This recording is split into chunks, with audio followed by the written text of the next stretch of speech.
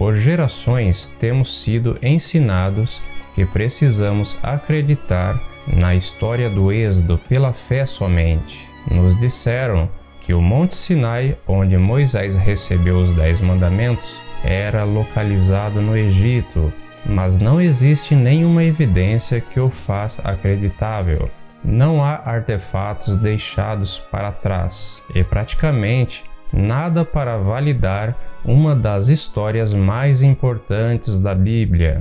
A Bíblia diz 70 vezes que os israelitas saíram do Egito para Midian, que seria próximo ou totalmente na Arábia Saudita.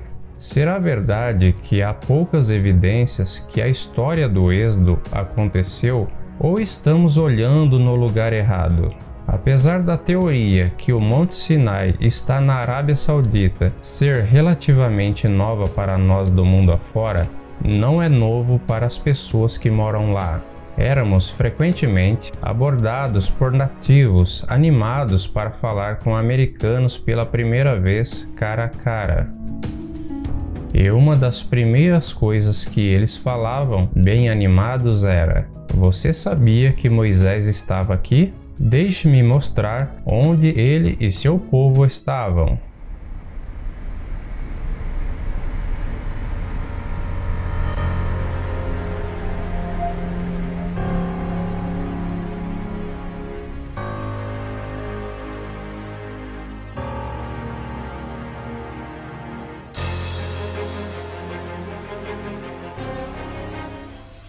A tradição que o monte estava na península do Sinai no Egito só chega a ser divulgado no quarto século depois de Cristo. Novas pesquisas baseadas em fontes judaicas, cristãs e muçulmanas indicam uma tradição que é 600 anos mais antiga. E de acordo com esta tradição, o Monte Sinai está no noroeste da Arábia Saudita. Esta outra tradição aponta a Jabal Maqla, um pico na cordilheira conhecido como Jabal al-Laus, como a verdadeira montanha de Moisés. Várias fontes históricas, incluindo Joséfos, registram que o Monte Sinai é o monte mais alto perto de uma cidade que é chamada de Al-Bad. Os nativos se referem a Jabal Maqla como Jebel Musa, a montanha de Moisés. Uma das características distintas desta montanha é a parte mais escura, no topo, como você pode ver atrás de mim. A Bíblia diz que Deus desceu no Monte Sinai como um fogo. O pico escuro se destaca das áreas ao redor, e as pedras só são pretas no lado de fora. Pesquisadores discordam se as pedras escurecidas são verdadeiras evidências de Deus descendo na montanha como fogo, como a Bíblia diz, ou se rochas vulcânicas.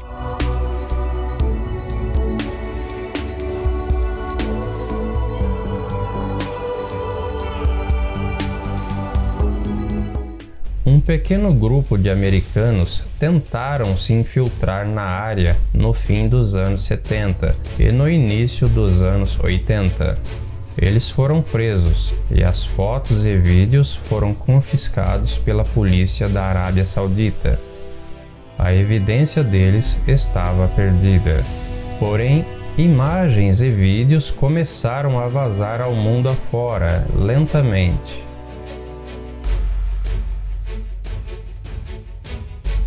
De acordo com os que viram e foram presos, estes locais estavam sendo mantidos secretos pelo regime saudita, uma teocracia que os escondia do mundo com cercas, polícia e ameaça.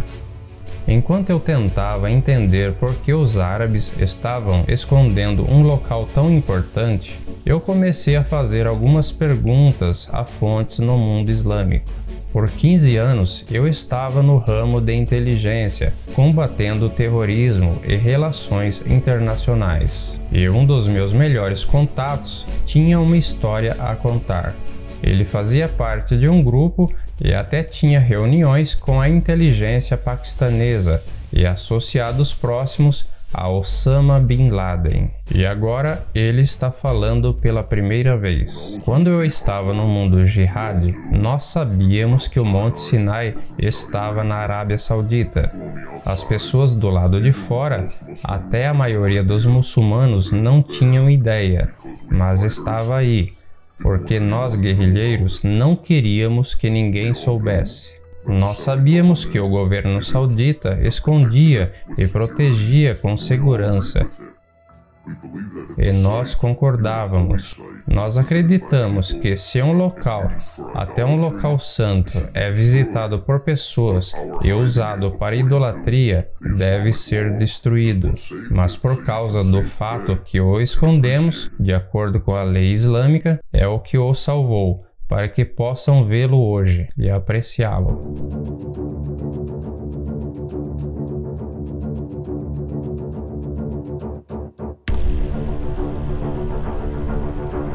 Moisés foge do Egito depois de matar um egípcio que ele viu maltratando um escravo hebreu. Então ele vai para Midian como fugitivo. Em Midian, ele senta-se perto de um poço e conhece as filhas de Jetro, que estavam pegando água para o seu rebanho. Então Moisés se casa com uma das filhas. Nós estamos na antiga terra de Midian agora, perto da cidade onde os moradores locais descrevem como a terra de Jetro. Quando visitamos esta área, vários sauditas se aproximaram para dizer que este era o lugar que Jetro e Moisés moravam. Animados, eles apontaram para um poço antigo que está cercado e marcado como um local arqueológico. Os árabes acreditam que este é o poço em que Moisés conheceu as filhas de Jetro, e muçulmanos do mundo inteiro vêm para ver.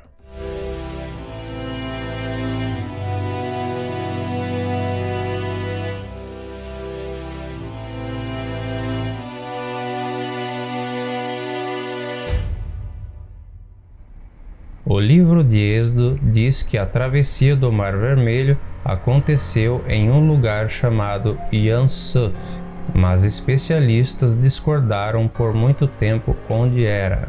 Existem dois supostos locais de travessia do Mar Vermelho no Egito para a Arábia Saudita. O primeiro está no Estreito de Tiran, na parte de baixo da Península do Sinai, no Egito. O segundo está na praia de Nueiba, no Egito. Dr. Glenn Fritz, que tem PhD em Geografia do Meio Ambiente, conduziu um grande estudo da Terra e de todas as referências históricas de onde a travessia aconteceu. Ele só achou um que combinava: a praia de Nueiba. A praia de Nueiba tem quase 5 km de comprimento e 3 km de largura, provendo espaço suficiente para a população israelita se ajustar. Aqui eles estariam presos com as montanhas dos dois lados, e o Mar Vermelho na frente, e as tropas do faraó logo atrás deles. Incrivelmente, há um caminho sob a água do Egito para a Arábia Saudita. O caminho não é muito íngreme. Os israelitas poderiam ter atravessado facilmente se as águas se separassem. Pesquisas subaquáticas feitas pelo Dr. Leonard Moller mostrou formas estranhas no coral, levando alguns a acreditar que os restos dos exércitos do faraó estão lá. De acordo com esta teoria, o coral envolveu os escombros dos exércitos de Faraó e reteve as formas dos objetos depois que foram dissolvidos. Quando trouxeram um detector de metais para onde estão as anomalias dos corais, os resultados foram consistentes com padrões circulares de metal que se assemelham às partes de carruagens. Nós planejamos mergulhar perto do possível ponto de travessia do Mar Vermelho, local público de mergulho, com lojas que você pode alugar equipamentos de mergulho, mas nós não fomos autorizados. A polícia saudita apareceu e eles ficaram conosco até que saímos.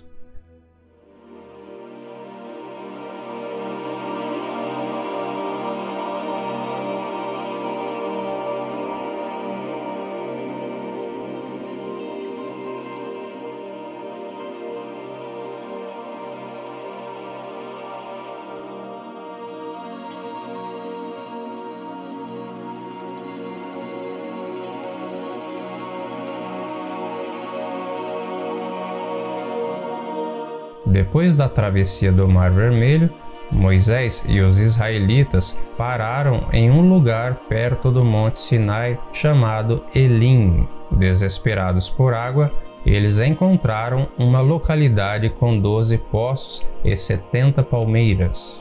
Ao longo do caminho para o possível real Monte Sinai, há um lugar que se assemelha com Elim, com muitas palmeiras e até hoje 12 poços. Nativos nos apontaram para este local e se referiram a ele especificamente como Elim.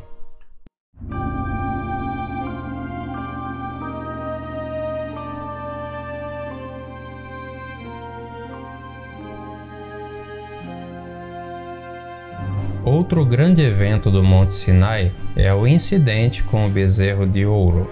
Enquanto Moisés estava no Monte Sinai, alguns entre o povo começaram a adorar o bezerro de ouro. Eles o colocam em um suporte e começam a adorá-lo, e erguem um altar em frente a ele. Quando Moisés desce do Monte Sinai, ele destrói o bezerro de ouro e joga os restos no rio que desce da montanha. Aqui em frente à montanha, nós vemos os restos do que pode ter sido o local de adoração do bezerro de ouro. Agora por trás de mim, neste cercado sítio arqueológico que os sauditas estão protegendo, você vê tanto o suporte como vários petróglifos de vacas e pessoas adorando vacas, assim como uma estrutura que está levemente levantada, que pode ser o altar em frente ao bezerro de ouro. Tem uma placa em árabe e em inglês avisando contra a entrada nesta área.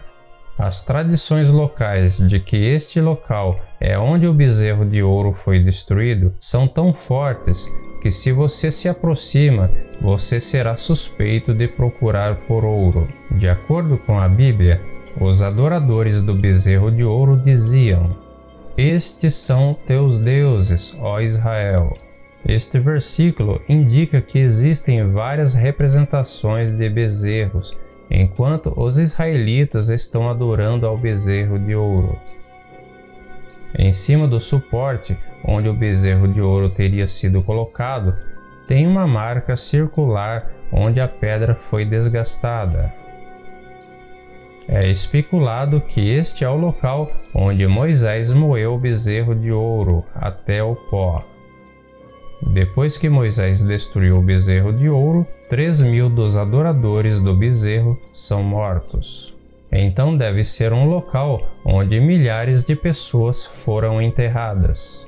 Mais ou menos a 6 quilômetros deste local, existe um cemitério antigo, enorme, que parece ser um local de enterro em massa, onde as sepulturas foram cavadas ao mesmo tempo. Ele está localizado fora da planície onde os israelitas teriam acampado. Então, ele está localizado exatamente onde deveria, se este é o local onde a história aconteceu. Aqui também os sauditas colocaram uma placa, sinalizando-o como um sítio arqueológico que é patrulhado pela polícia.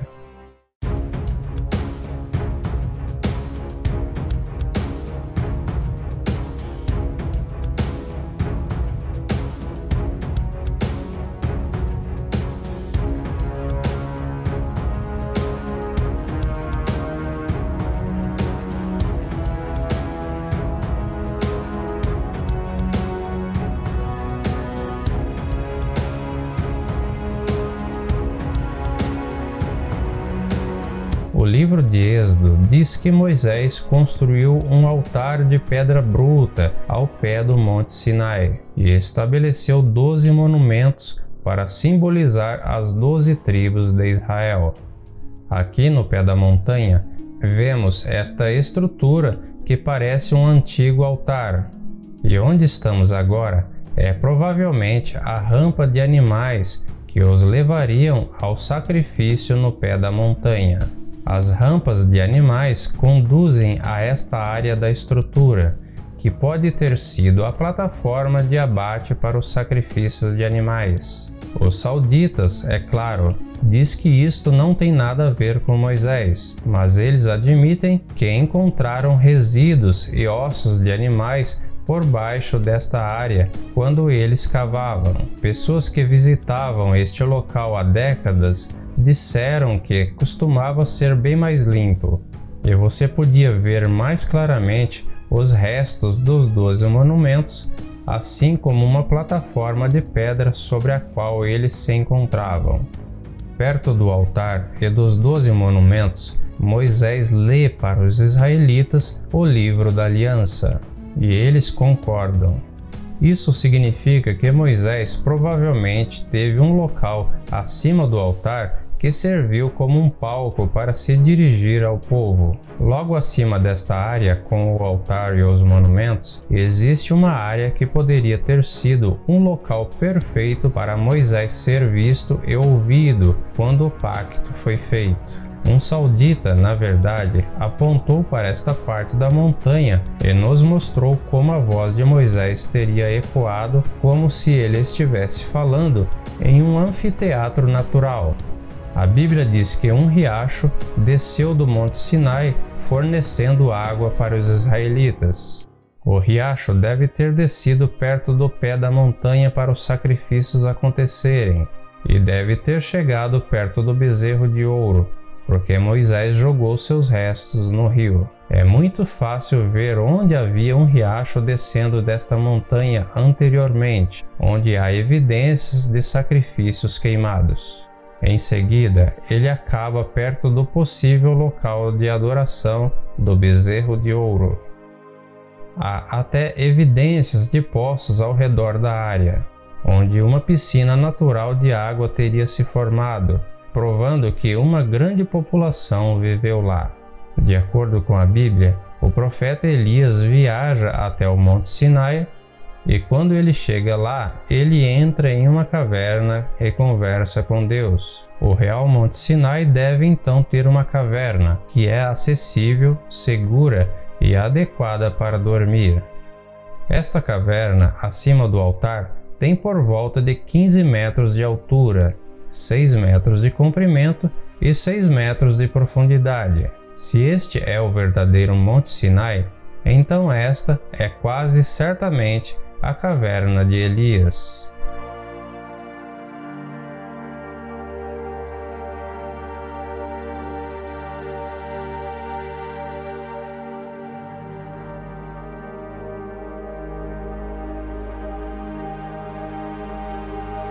No caminho para o Monte Sinai, os israelitas acamparam onde não há água. Moisés sobe para uma rocha distinta e a atinge com sua vara, e milagrosamente sai água para os seus seguidores. O historiador Joséfos diz que a pedra partida ainda podia ser vista no seu tempo, e era tão grande que não poderia ser movida.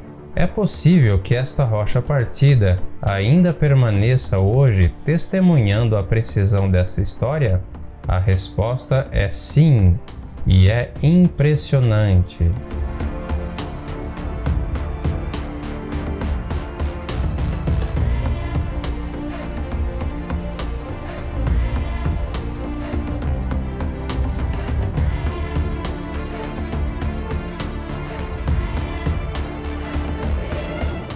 Esta rocha partida foi descoberta pela primeira vez por Dean e Penny Caldwell, um casal americano que estava trabalhando na Arábia Saudita no início dos anos 90. Há muito tempo, os beduínos locais deram dois nomes para esta área: a Água de Moisés e a Rocha Partida de Moisés.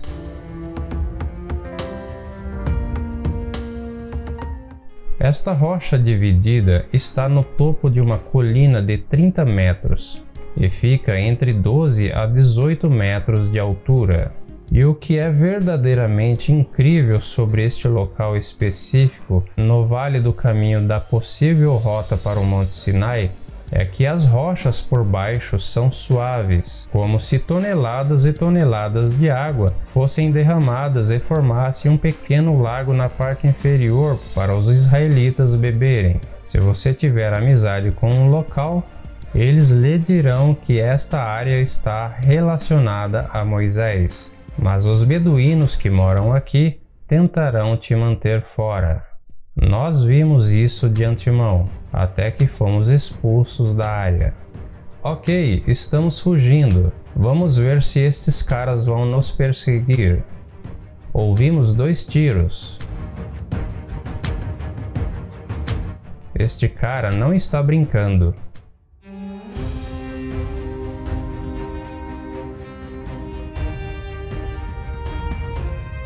A Bíblia diz que a área perto da rocha partida, onde os israelitas lutaram com os amalequitas, é chamada Refidim, que significa lugar de descanso.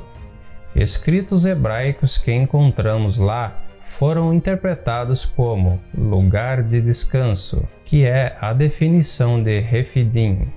Mais próximo ao monte, escritas foram encontradas que o Dr. Miles Jones, um estudioso do antigo hebraico, acredita que estão falando da batalha com os amalequitas. Uma das escritas se refere à morte de um amalequita. Perto de lá existem 2 escritas que o Dr. Jones acredita mostrar onde uma mãe e uma filha hebreia morreram. A Bíblia fala que Deus disse aos israelitas que eles teriam toda a terra onde que pisassem a planta de seus pés. Perto da rocha partida e perto do monte há muitas escritas com uma imagem de um pé e uma sandália. Ao lado da imagem, uma escrita em hebraico, que significa a sola do pé. Nós também encontramos escritas que foram traduzidas e encontradas para se referirem ao nome de Deus em hebraico. Há outra área perto da montanha chamada Wadi Musa, ou Vale de Moisés.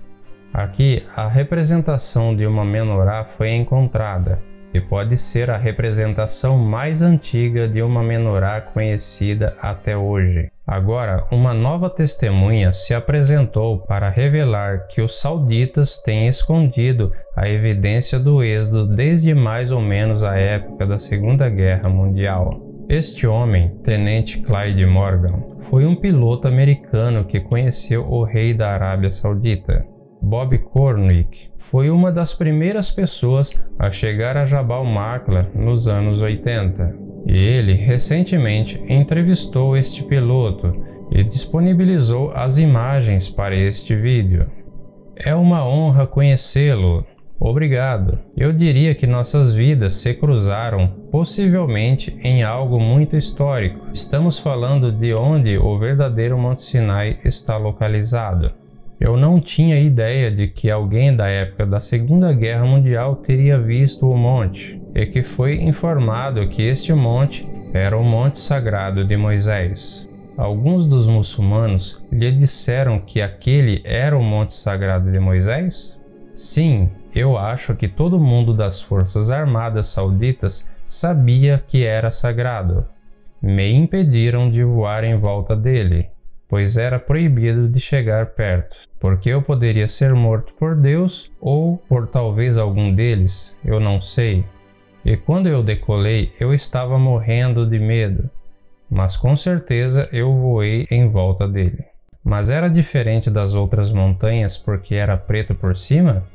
Era um verde meio negro, e estava suficientemente escuro para ser um pouco assustador. Você quer saber o que realmente acredito? Eu acredito que é o Monte Sinai. Eu penso que Deus me deixou voar em volta. Isso é o que eu penso. Eu penso que Ele deixou a mim e a você viver. Por que será que quase todo o foco foi para o local tradicional, apesar da falta de provas convincentes? Pense em quantas coisas se alinham com a história bíblica, bem aqui neste monte. Há uma praia e um caminho onde a travessia do Mar Vermelho poderia ter acontecido, combinando com o relato bíblico. Você pode ver como os israelitas poderiam ter acampado perto de Elim, com seus 12 poços e 70 palmeiras. No caminho para Jabal Machla, há uma rocha dividida e uma área adequada para acampar. Há um monte referido como o Monte de Moisés, com um grande vale na frente, onde milhões de israelitas poderiam ter acampado. Você pode ver um altar de pedra sem cortes no pé da montanha, onde há evidências que sacrifícios foram queimados, exatamente onde deve estar. Há evidência da adoração a bezerro, e você pode ver exatamente como Moisés teria visto a adoração do bezerro de ouro acontecendo quando ele desceu do monte. Há um riacho que desce do monte, como a história do Êxodo diz. Você pode ver exatamente onde a caverna de Elias poderia ter sido. Todos estes detalhes pequenos precisam se encaixar, e eles se encaixam. Depois que eu voltei da viagem, as pessoas me perguntaram como foi a sensação de pisar no local que tão poucas pessoas puderam. Os sentimentos mais óbvios foram fáceis de descrever: a adrenalina, a maravilha, assombro. Mas havia uma sensação que era mais difícil de descrever: que eu não merecia estar lá. Eu não sou alguém que doa suas riquezas aos pobres. Eu não sou um cientista, nem um pastor, e ainda há dias que sinto como se não tivesse fé. Mas depois, ao olhar as montanhas, eu lembrei de uma coisa. A Bíblia tem um padrão bem claro, onde Deus não usa o melhor ou o mais esperado. Até Moisés era tão inseguro que não queria aceitar sua missão. Em vez de usar o mais qualificado, o padrão é que Deus usa o inesperado, o inseguro, o falho, o oprimido, o duvidoso, o fraco e o sem qualificação acadêmica. Cada pessoa pode fazer a diferença, especialmente aqueles que pensam que não podem.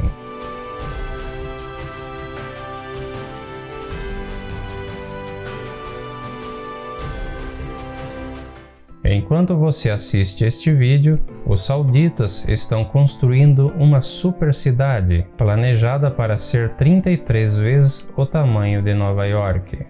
Se todos nós não agirmos, a construção na área pode destruir evidências importantes e impedir escavações em um futuro próximo. Nos ajude a impedir que estes locais sejam ameaçados.